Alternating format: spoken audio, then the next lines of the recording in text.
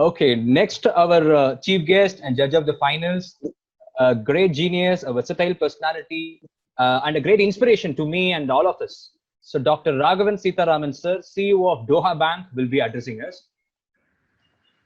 Thank you, Mr. Abhishek. Thank you, sir. Honorable Justice AHMD Nawaz, President of the Court of Appeal, Sri Lanka. My dear friend, Advocate R. Prabhakaran, Supreme Court of India, and again, Chairman Managing Director of Pravida Law Associates.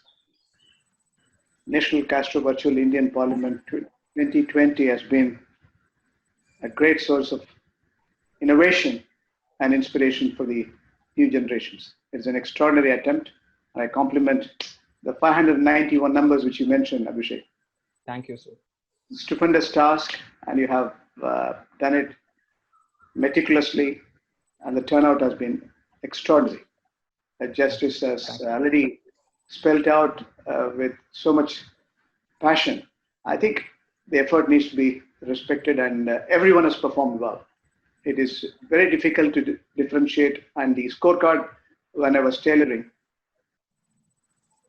it was so difficult for us to distinguish who is going to be the first three. So let me reassure once again, it was absolutely a good attempt, but difficult to distinguish between the winners and losers. And all of you are all winners. That's what the substance we want to give it to you.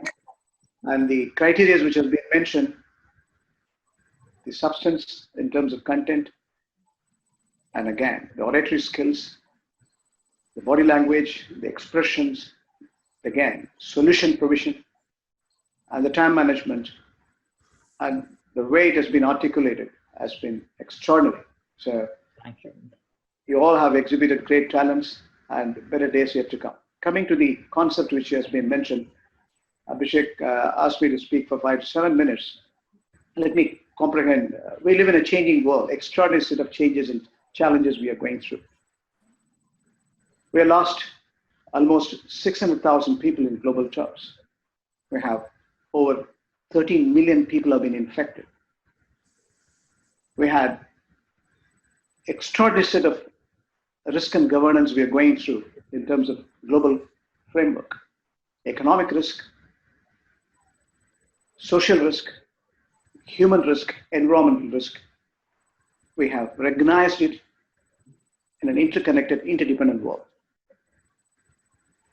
When we recognize this is going to be a pandemic in early March, we never knew the gravity and the magnitude of the overall impact.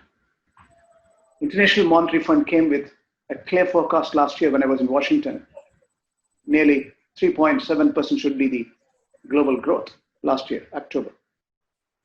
In January, when we redefined it in Davos, Switzerland, it was downgraded because of the contentious issues in terms of trade between developed world and developing world, and the global growth was slowing down, and we revised downwards to 3%.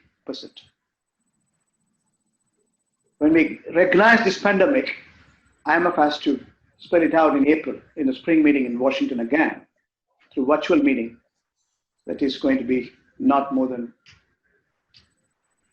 3.7% contraction. This is a huge difference. You have to sum it up. 6.7% contraction in the span of 2 months. That's the recognition we had. So how do we make sure the world at large is going to come out of the disaster recovery and have a sustainable economics? That's the contention. How do we move from the discontinuity of the Great Recession after 1930 depression? This is creating a huge impact in total terms. So how do we make sure the liquidity crisis, we have to fix it. The liquidity comes out of the monetary policy, money supply, interest rate, inflation comes out of the central banker. He's a technocrat. The fiscal, the political alignment has to come between the fiscal and monetary prudence that comes out of the politician, the government. The fiscal and monetary alignment has to be the convergence we recognize, because liquidity crisis should not move into a funding and solvency issue and sovereign issue in total terms. Humanity is being challenged. In 2008, when we had the financial crisis, it was confined to only financial sector. It was confined to only advanced economies. Advanced economies were grossly underperforming on account of the subprime crisis. When it comes to developing economies or emerging market, we were scoring well. So essentially, the liquidity has to move into a solvency in terms of sustainable value chain. How do we make sure this crisis is going to stop in terms of economic governance? So we said we will improve the money supply. We will put the money on the hands of the individual or institutions by offering additional liquidity to financial institutions. In turn, the government given the provision not less than 10 to 15% across the globe. America has put multi-trillion in place, and European Central Bank came with this 3.6 trillion again. Globally, we released around 22 trillion so far, assuming there will be no second wave. So individual or institutions who have pumped additional money, the money supply has eased the debt servicing and your existence so that we don't have a disruption in the overall business continuity. And that's what we need. That's what precisely we managed to. And again, we reduce the lawyer, we reduce the interest rate as a policy definition, and we improve the overall consumption patterns. Some governments have even given direct funding to individuals so that their subsistence is not challenged. These are the multi-pronged measures we have taken to see global economic supports. In terms of social risk management, we recognize we have to maintain social distancing. We have to make sure hygiene is important. We have to necessarily make sure we protect through multiple healthcare systems. Globally, this is being challenged. Overnight, it's human-to-human transmission. Your job becomes, how do we eradicate extreme poverty? How do we ensure food security? How do we ensure healthcare systems? How do we ensure the paramedics or nurses or front-end staffs, they live and also administer these patients? It's a huge, huge reorganization. That's the social risk and healthcare risk we have had. When it comes to environment, there's an absolute disruption in terms of global economy. Your complete disruption is nothing but paralysis in the whole system. So, in terms of sustainable value creation, the positive reflection is also important. While I maintain the risk or measure the risk, we have to map it into sustainable value chain. How do we do that? We learn lessons. Digital governance can be a solution. That's what Justice was mentioning. We have to recognize everything has to be virtual. Even in a financial service like us, transaction-based processing has to happen by social distancing and digital governance through multiple artificial intelligence or social media tools or blockchain or technology is an enabler for us to see through global governance comes to e-governance. And that's what the logic behind our own connectivity today. So we have learned lessons to make sure we will eradicate extreme poverty. We have learned lessons in positive terms. We will build food security. We also learn education is important. A global value chain in terms of education comes in by electronic media, online, offline, offshore, onshore. We could connect and make sure there is no disruption to education. And that's a huge positive reflection. Gender equality can come in. Housewives can become more intellectual by virtue of this digital governance. Let's learn the positive side of these lessons. And ensuring hygiene is extremely important, whether it's developed world or developing world. We have seen the reflection in terms of mortality. And we have to here protect. And once the vaccine is administered to the entire humanity, we are talking about 7 billion people, our new social order will begin. Clearly, we have interconnectivity, interdependence in the new world order. When it comes to global governance, we are building greener economies now. For example, I could see the reflection in multiple dispositions when the debate I was going through yesterday. I could clearly see the younger generation is so prolific in the energy mix. They want to bring in alternates. They want to create a carbon neutral society. They want to reduce the carbon emission. They want to bring in solar, wind, biomass, biofuels. This is a great news. By increasing the digital governance, by ensuring even 5% enhancement of the digital access, can bring in not less than 538 megatons of carbon emission. Almost over 400 coal mines can be closed. Essentially, the energy mix has to change. Countries like India, where still 87% of the carbon emission is on account of fossil fuels. So we have to move on energy mix on renewables. That's a greater development. To build sustainable value chain, greater sustainable economies, you need green economies. And that's a great lesson. This crisis has created an enormous amount of value chain in making sure we create better green economies. And that's an advantage. Here is the famous judge sitting across. Let's understand. Today, commercial disputes, today we are transacting on virtual form. Bureaucracy has to be eliminated in terms of business or social justice. Justice is nothing but truth in action. When we recognize the opportunity, if commercial courts or civil courts can be integrated, lawyer or upper court can be integrated, interstate dependence can be, bureaucracy can be minimized through digital governance. Look at the possibilities in terms of speedy accuracy, in terms of speed and justice governance systems. You have a huge opportunity to minimize. You have forward-looking dynamics. It's so promising. This crisis is going to create new world order, which is going to be productive for the humanity and human prosperity. The world at large has realized also we have to come to terms in terms of global partnership. We cannot isolate ourselves in terms of interconnectivity. And that is precisely the reason why we live in a world now which is going to be flat. Today, the mass migration has given us enormous opportunity to connect virtual. You can create, based on the skill matrix you have, you can create a Silicon Valley in India, a business process outsourcing, knowledge process outsourcing, where location-centric, once upon a time, it is no more location-centric, it's information-centric.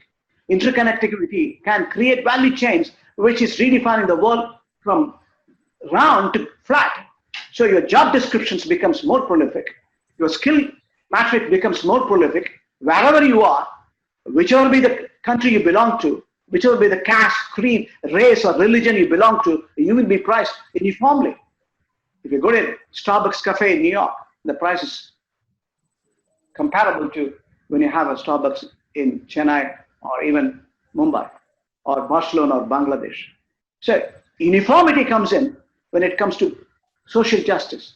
Income inequality can be reduced by this process. So have become have-nots, the gap becomes wider on account of globalization can be minimized. This crisis is giving you an impeccable, valuable measurement in terms of bringing down the income inequality. So social justice becomes more prudent, relevant to humanity and human values. The list goes on. When it comes to consumption patterns, the value chain changes. When it comes to supply chain, the value systems are going to be transformed. So this crisis is an opportunity. That's what Indian youth should realize. This crisis, even though it has created enormous amount of discomfort, disruption, discontinuity in the global framework, global governance is getting redefined to produce a new world order, which is going to be more human-driven, human consciousness. That's what integration of your heart and mind. That's eternal. That's a beautiful Oriental saying. If you aim at short term, you cultivate flowers. If you aim at medium term, you cultivate trees. When you aim at long term, you build humanity, eternity. And that's what Vivekananda said. I could see some of them quoting Vivekananda, arise and awake. This new world order is full of opportunities. India itself is a country of great heritage, culture, civilization, values. Justice, as already said, whatever he has to say in complimenting India. We are proud Indians in recognizing global citizenship is all about Vasudhaiva Kutumbakam. It's one world, one citizenship. I'm a clean advocate of one world, global citizenship. We love humanity. We love everyone. We like everyone. Every day is interesting. Every day is inspirational. Every day is motivational. And that's what we need to understand. Again, it is ignorance, it is inequality, and it is desire, which are circulating and making this world vibrant by creating, recognizing this flower of spirituality, recognizing the value stream in terms of integrating your heart and mind as an internal drive. That's what everyone has done. Meditation, prayer, recognizing your internal strength, integrating the human values. We can emulate better world. India is here to stay for many more centuries as a top driver. The global economics is now giving enormous amount of indications, demographic dividends in terms of 65% of the population less than 35, and the kind of developing free market policies India is emulating of late in the last 6 to 7 years, and the brand equities is built in. I operate in 20 countries as an administration of a bank. So essentially, we are seeing the brand equities building. India is second to none. Many of you have reflected in multiple forms and substance your thoughts. And these thoughts are synchronizing in terms of global economics, global politics. That's why G7 has become G8, G8 has become G20. And today, we're going to close the gap in terms of one world. And we are going to be human conscious. We have to develop the spirit of righteousness. Let me quote, draw from the inspiration of what Justice has mentioned. When there is righteousness in your heart, who said this? APJ Abdul Kalam. There's beauty in your character. When there is beauty in your character, there is harmony in your home. When there is harmony in your home, there is order in the nation. When there is order in the nation, there is peace in the world. And that's what we need to know. We are second to none. But one thing, you as youth, let me bring in Gandhiji to close. Wealth without work. Wealth without work. Politics without principles. Religion without sacrifice. Science without humanity. Okay. Commerce without morality. Knowledge without character is of no substance. These are sins. Your thought becomes actions. Action becomes habits. Habits become character. Character becomes your destiny. You desire your destiny. You are the youth. You are empowered to run this world, to be, not only create a better world, better citizenship to this world. Your future is bright, I tell you. Your future is going to be much better. We all aspire to create a generation which is much better than the previous generations. That's our hope. With these words, I compliment the organizers and again compliment the participants, one and all, 591 participants, in bringing this new world order. Let's celebrate the youth. Let's celebrate the new world order to see. We learn lessons, but this experience is history. Today's gift is tomorrow's solutions. And that's what we believe in. Thank you, one and all.